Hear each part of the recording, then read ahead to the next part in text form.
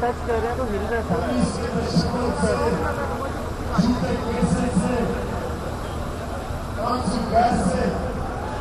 मौत से ये मैंने पहली दफा देखा है कि मेरी कौम इन सब सारे खौफ से आजाद हो गई। तो बोल रही ग्रैब कर रखी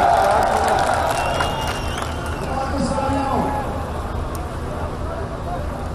जब तक कौम अपने खौफ के ऊपर काबू नहीं पाती उसको आसानी से गुलामी करवाई जा सकती है। हमें सालों से कोई खौफ लगाया जाता है कि अगर अमेरिका ने पैसे ना दिए ना दिए पाकिस्तान कभी आगे निकल जाएगा। जब हमें खौफ दिया जाता है कि पाकिस्तान में तो कोई इकतदार में आ ही नहीं सकता जब तक अमेरिका अपनी मदद न करे। हमें खौफ दिया जाता है कि जी अगर हमने लोगों के सामने हाथ बढ़ाए ना भीख ना मांगी कैसे मांगे तो मुल्क नहीं चलेगा। मैंने पहली दफा देखा, पहली दफा अपनी जिंदगी में देखा कि मेरी कौम अपने खौफ के ऊपर काबू पा गई और सही तरह आजाद हो गई।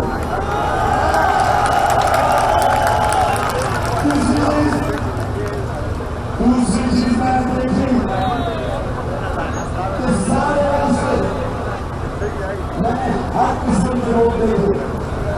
गांव के लोग, गांव की खातून, तो छोटे वो हिल रहा है। नौजवान कारकुन, पूरे बुजुर्ग, मैंने इंग्लिश मीडियम उर्दू मीडियम जिनको फॉलो करते हैं मैंने उनको देखा। हमारी पार्टी को हमारी पार्टी करते थे तो जो आंसू गैस का मुकाबला किया है उसकी तो कोई मजाक नहीं। और जिस तरह हर किस्म सारे पाकिस्तान में कराची से लेकर लाहौर में पंजाब के शहरों में रास्ते में पिंडी में इस्लामाबाद में रास्ते में हमारे बुरान जिन्हें पूरी तरह टीयर गैस कंटेनर्स हर किस्म की कोशिश की गई कि हमारी इस आजादी की तहरीक को फेल करने की हर किस्म का हर इस्तेमाल किया गया। लेकिन मैं आज अल्लाह का शुक्र अदा करता हूँ आजादी की तहरीक को फेल करने की हर किस्म का हर इस्तेमाल किया गया। लेकिन मैं आज अल्लाह का शुक्र अदा करता हूँ कि मेरी कौम अपनी आजादी के लिए हर कुर्बानी देने के लिए तैयार है।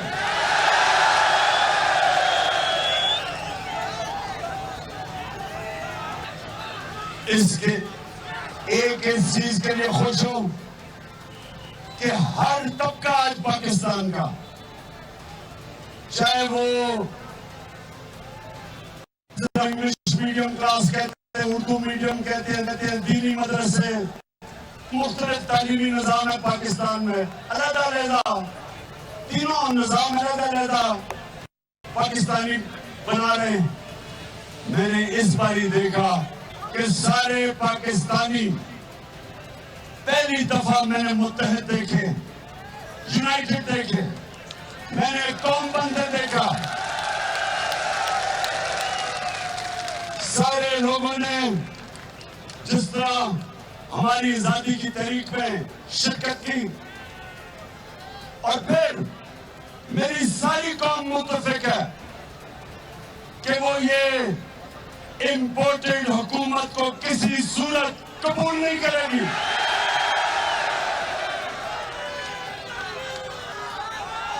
एक तो मेरी कौम, एक तुम्हारी कौम कभी एक अमरीकी साजिश के तहत एक हमारे ऊपर एक इंपोर्टेड हुकूमत जो मुसल्लत की है, किसी सूरत मेरी कौम इनको कबूल नहीं करेगी।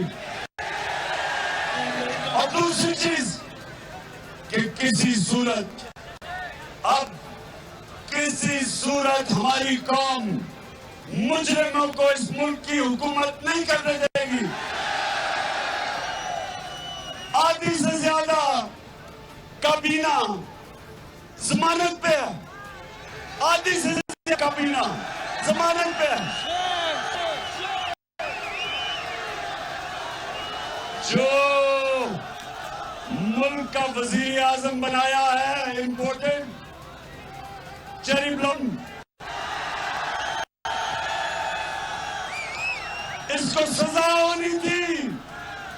इसको और इसके बेटे को 24 अरब रुपए की एरिया के अंदर जो चोरी पकड़ी गई, इसको सजा होनी थी।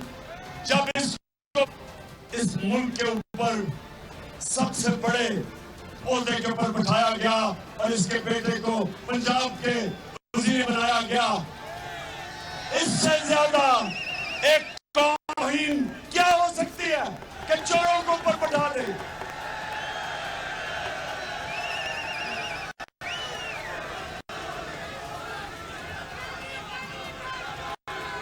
मैं आज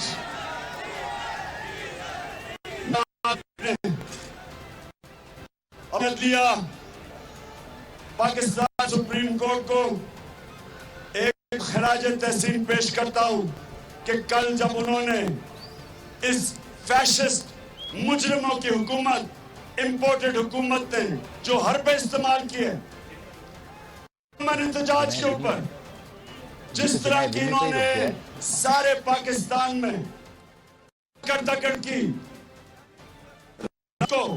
परसों रात के अंधेरे में लोगों के घरों में जाकर ना चादर ना चार दिवाली की फिक्र, वो औरतें थी। जिस तरह इन्होंने पुलिस का इस्तेमाल किया, मैं अपनी सुप्रीम कोर्ट का शुक्रिया अदा करता हूं कि उन्होंने नोटिस लिया। लेकिन मैं चाहता हूं कि मेरे सुप्रीम कोर्ट के जजेस साहिबान, आपके ऊपर बहुत बड़ी जिम्मेदारी है। मुझे है कि कौन सी दुनिया की जमहूरियत है, किस जमहूरियत में पुरअमन इजाजत नहीं दी जाती। कौन सी दुनिया में जमहूरियत बताए कि लोग अगर पुरअमन एहतजाज करना चाहते हैं तो उनके ऊपर आंसू गैस कंटेनर्स, रात को मौके पर छापे, हजारों हमारे लोगों को जेलों में डाला, जबकि सुप्रीम कोर्ट ने कहा भी कि रिहा करो। अभी भी जेल में लोग हैं। हमारे 2 लोगों को शहीद किया, एक अटक आंसू गैस मार के वो पुल से नीचे गिरा, एक रावी में पुल के गिराया गया, 2 हमारे नौजवानों को उन्होंने शहीद किया।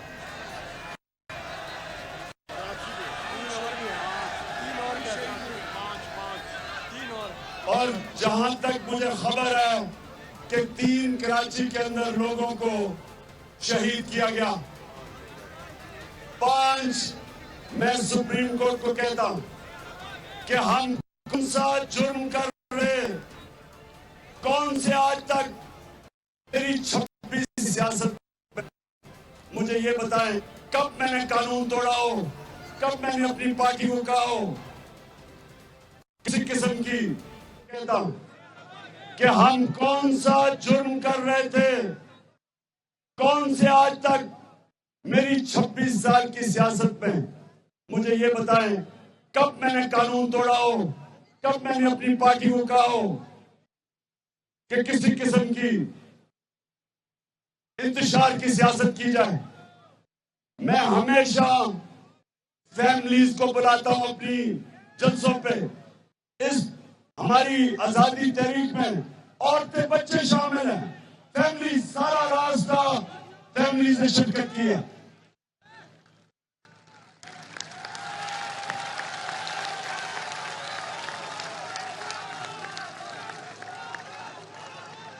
और मैं खास तौर पे अपनी कौम की ख्वातीन को आज सलूट करता हूं, सलाम करता हूं।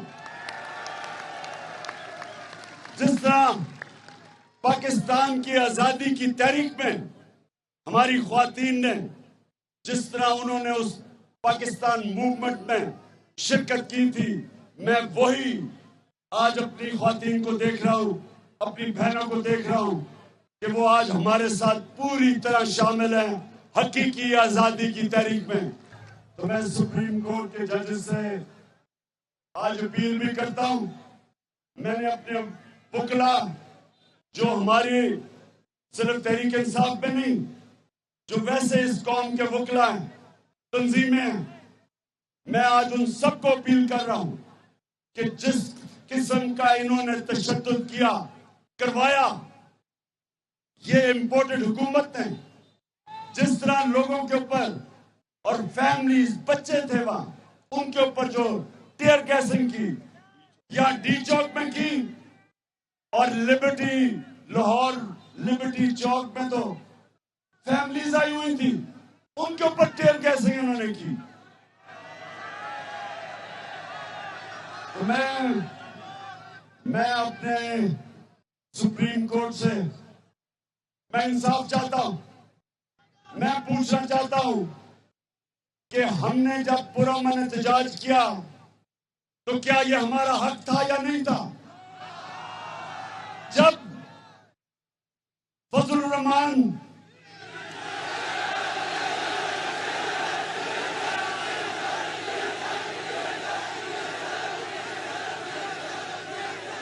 जी सॉरी गलती हो गई। जब डीजल ने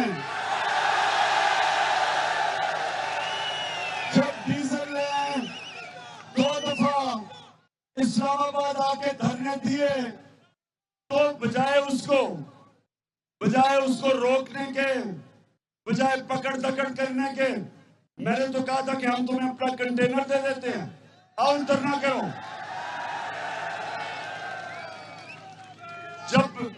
जब बिलावल वो सिंध से चला कैंपों को टांगने के लिए, तो क्या हमने उसे रोका? क्या हमने उसके सामने कोई रुकावट पेश की? बल्कि मैंने कहा कि अगर चाहिए तो हम आपके लिए कोई खाने पीने का भी इंतजाम कर देते हैं।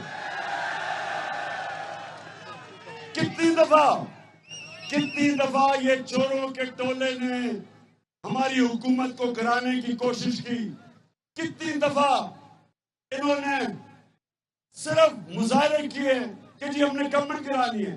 कभी मैंने उनको रोका, कभी हमने कोई रुकावट, कभी पकड़ दकड़ की, कभी कोई FIR काटी, कभी आंसू गैस चलाई।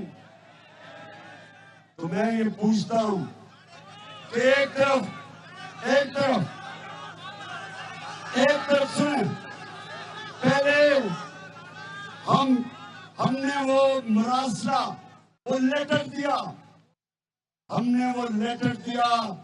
सुप्रीम कोर्ट के चीफ जस्टिस को, नेशनल सिक्योरिटी काउंसिल के अंदर हमने वो लिखा, पार्लियामेंट में रखा, स्पीकर को बताया, जिसमें वाज़ेह है कि पाकिस्तान के खिलाफ अमेरिका ने साजिश करके हमारी गवर्नमेंट गिराई, और ये मीर जाफर और मीर सादिक इसका हिस्सा थे इस साजिश का। तो पहले तो ये साजिश होती है और सारी कौम के सामने लोग बेनकाब हो जाते हैं जो इस साजिश का हिस्सा होते हैं। एक तो पहले एक पाकिस्तानी कौम से ये जुल्म होता है कि बाहर की हुकूमत हमारी गवर्नमेंट साजिश करके गिराती है, और उसके बाद उससे बड़ा जुल्म कि हमारे ऊपर जो चेयरमैन तहरीक इंसाफ इमरान खान कारकुनान से खिताब कर रहे हैं। उनकी जानिब से कहा गया, हम इस इम्पोर्टेड हुकूमत को नहीं मानते, इसे घर भेजेंगे। पहली दफ़ा देखा है कि मेरी कौम सभी खौफ से आज़ाद हो गई, रुकावटें डाली गई, शेयरिंग की गई, उसके बावजूद आवाम यहाँ पहुंची। उनको हमारे मुल्क के ऊपर मुसल्लत कर दिया जाता है। तो मैं ये पूछना चाहता हूं कि क्या इतना जुल्म अगर किसी कौम से हो तो क्या हमारा ये हक भी नहीं था कि हम पुरअमन एहतजाज करते हैं? जब ये कर सकते हैं, हमारे दौर में किए, तो क्या हमें इतनी इजाजत नहीं थी?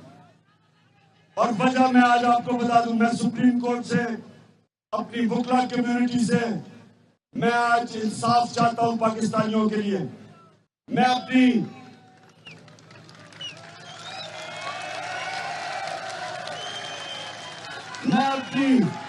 जो मैंने सीन देखे हैं, जस्टिस नासरा इकबाल, इलामा इकबाल के बेटे की बेवा, जो इन्होंने रात के अंधेरे में उसके घर में घुसे पुलिस, अगर जस्टिस नासरा इकबाल अगर उसके घर में जा सकते हैं तो कौन इस मुल्क में सेफ रहेगा? कौन है जो इस मुल्क में जिसकी जान और माल की हिफाजत ये हुकूमत करेगी? उसके बाद जो मैं नहीं भूल सकता, वो एक मेजर रिटायर्ड मेजर की बीवी और उसकी 10 साल की बेटी, उसका हाल देखना था। उनके घर 2 बजे घुस गई पुलिस, और वो बेचारों जो वो 10 साल की लड़की का तो सोशल मीडिया पे चल रहा, और फिर वो जो पुलिस वाला जो एक रिटायर्ड फौजी ने जो उसके घर में घुस गया, उसने उसको शहीद किया, उसकी फैमिली को भी ये जवाब दे। कौन सुबह के 2 बजे किसी के घर में वारंट के बगैर चला जाता है? उसको क्या पता कि वो डाकू आ रहा है या वो कोई पुलिस वाला है जब वारंट ही नहीं है? कौन वो पुलिस वाले के खानदान को इंसाफ देगा? किसने ऑर्डर दिया था ये? और मैं आज आपको बताऊं, ये जो इंपोर्टेड करप्ट हुकूमत है, क्योंकि ये खुद करप्ट है, ये चुन के करप्ट ऑफिसर्स को लेके आते हैं, जिस तरह इस्लामाबाद के आईजी को लेके आए हैं। इसको सजा होनी थी, इसको सजा होने वाली थी, क्योंकि वो खुद एक मुजरिम है। शहबाज शरीफ, उसने एक मुजरिम को यहाँ आईजी बना दिया इस्लामाबाद का। इस तरह मुल्क तबाह होते हैं। और मैं अपनी अदलिया से आज फिर कहता हूं कि अपने एफआईए को बचाएं, कि एफआईए का कभी कोई ऑफिसर आगे से ताकतवर की इन्वेस्टिगेशन नहीं करेगा अगर उसका वो हाल होगा जो डॉक्टर रिजवान और जो दूसरा इन्वेस्टिगेटिंग ऑफिसर असगर, जो उन दोनों से किया है इन्होंने, शरीफ माफिया ने। मैं अपनी अदलिया से चाहूंगा कि आगे से कोई भी इस मुल्क में पुरअमन एहतजाज करे, वो उसका हक है, उसका जमहूरी हक है। और ये हमारा हक है कि अगर हम आके समझें कि पाकिस्तान से जुल्म हो रहा है, और जितना जुल्म हुआ है इस इंपोर्टेड हुकूमत से, ये हमारा हक है कि हम जब चाहे पुरअमन एहतजाज कर सकते हैं। और आपको कोई इजाजत नहीं देता कि जो आपने हमारे लोगों से किया, जो आपने पाकिस्तानियों से किया, जो वो हमारी तहरीक इंसाफ के लोग नहीं थे, आम पाकिस्तान के शहरी थे, जिनके अंदर एक गुस्सा है कि जो हमारे मुल्क की खुददारी, हमारे मुल्क की इंडिपेंडेंस, हमारे मुल्क की सॉवरेंटी, उसको जिस तरह तबाह किया गया, हम सारे मुल्क पे, चाहे वो हमारी जमात में या नहीं, सारों को आज गुस्सा है। तो मैं अपनी अदलिया की तरफ बड़े आजिज़ी से आपकी तरफ मैं देख रहा हूं, आपकी तरफ सारी कौम देख रही है। सबने तमाशा देखा ये पिछले 48 घंटे में इस मुल्क से क्या हुआ। और अब मैं आप सबके सामने एक ऐलान सुन ले।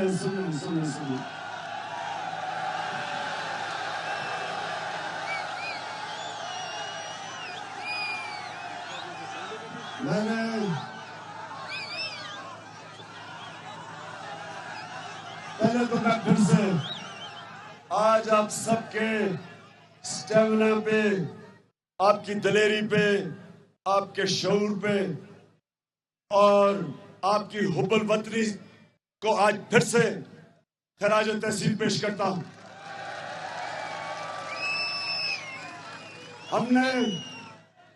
मैंने फैसला तो किया था कि मैं अब यहां बैठूंगा जब तक ये इंपोर्टेड हुकूमत इलेक्शन की मुझे डेट नहीं देती और असेंबली खत्म नहीं करती और इलेक्शन की डेट नहीं देती। लेकिन जो मैंने पिछले 24 घंटे में हालात देखे हैं, ये मेरे मुल्क को इंतशार की तरफ लेके जा रहे हैं।